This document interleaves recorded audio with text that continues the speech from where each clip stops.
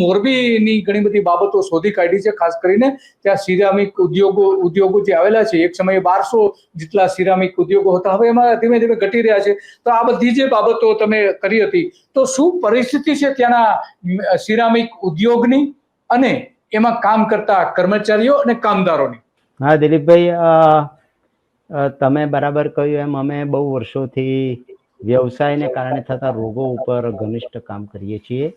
એટલે કે કામને કારણે થતા રોગોના દર્દીઓને શોધવા અને એમને સામાજિક ન્યાય અપાવવો એ અમારું મુખ્ય કામ છે. અને ખંભાતમાં અમને સફળતા મળી એ પછી અમને એવું લાગ્યું કે રાજ્યના બીજા વિસ્તારોમાં પણ આપણે જવું જોઈએ, અને એના માટે અમે મોરબી અને સુરેન્દ્રનગર ઉપર ધ્યાન કેન્દ્રિત કરવાનું નક્કી કર્યું 2018માં.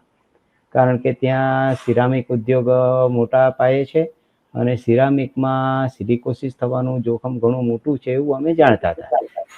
એટલે મોરબીમાં અમે જ્યારે કામ શરૂ કર્યું અને સિલિકોસિસના દર્દીઓ અમને મળવાના શરૂ થયા, એટલે હવે ખંભાત અને મોરબીમાં મોટો ફરક એ છે કે ખંભાતની અંદર કામદારો પોતાના ઘરે બેસીને કામ કરતા હોય, એ બધા સપ્લાય ચેઇન વર્કરો હતા અને સાવ તદ્દન નાના ગરીબ કામદારો હતા, અને એ લોકોને માટે કોઈ જ કાયદાઓ હતા નહીં.